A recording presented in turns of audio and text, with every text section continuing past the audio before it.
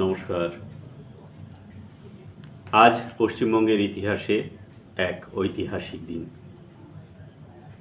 বিধানসভা নির্বাচন 2026-এর ফলাফল বিষয়ে রাজ্যবাসী বিরাট কৌতূহল নিয়ে অপেক্ষায় ছিলেন। প্রত্যাবর্তন না পরিবর্তন, এই সংশয়ের নিরসন নির্বাচকরা পরিবর্তনের পক্ষে মত দিয়ে সমাধান করেছেন।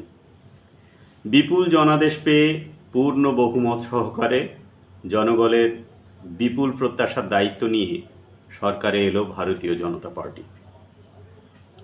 15 বছরের তৃণমূল শাসনে রাজ্য জুড়ে শাসক বিরোধী প্রবল হাওয়া ছিল। এর সাথে শিক্ষা, স্বাস্থ্য, শিল্প, কর্মসংস্থান, প্রশাসনিক ব্যর্থতা, সাম্প্রদায়িক তোষণনীতি, চুরি সহ বহু অভিযোগে জনরোষে বিদ্ধ হয়েই তৃণমূল কংগ্রেস ক্ষমতা থেকে সরে যেতে বাধ্য হলো। পশ্চিমবঙ্গের স্রষ্টা ছিলেন ডক্টর শ্যামাপ্রসাদ মুখোপাধ্যায়। তিনি ভারতীয় জনসংঘের প্রতিষ্ঠাতা। কাশ্মীরে তাঁর রহস্যজনক মৃত্যুর পর তাঁরই একনিষ্ঠ অনুগামী অটল বিহারী বাজপেয়ী, লালকৃষ্ণ আদবানি প্রমুখেরা পরবর্তীতে আজকের ভারতীয় জনতা পার্টির প্রতিষ্ঠা করেন। দিল্লিতে বিজেপি একাধিকবার ক্ষমতায় এলেও পশ্চিমবঙ্গে এক চূড়ান্ত সন্ধিক্ষণে শ্যামাপ্রসাদ মুখোপাধ্যায়ের দল শাসন ক্ষমতায় এলো।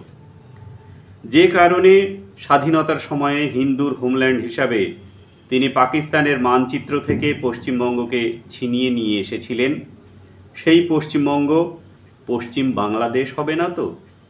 বিভিন্ন ঘটনা সেই প্রশ্নকে বিরাটভাবে প্রকট করে তুলেছিল।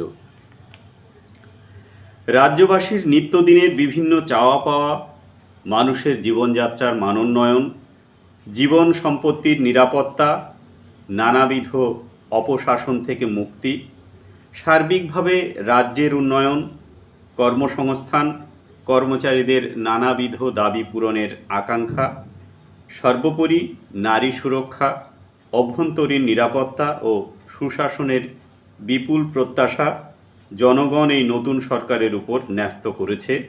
আজকের জনাদেশ তারই প্রতিচ্ছবি। পরিশেষে রাজ্যের শান্তি শৃঙ্খলা বজায় রাখার ও রাজ্যবাসীর সামূহিক সমৃদ্ধির জন্য যোজনাবদ্ধ পরিকল্পনার বাস্তবায়ন চায় জনগণ। প্রতিশ্রুতি পূরণের দায় এবং দায়িত্বও এই সরকারের। সম্পূর্ণ ভিডিওটি দেখার জন্য ধন্যবাদ। জয় হিন্দ, বন্দে মাতরম, ভারত মাতা কি জয়। নমস্কার।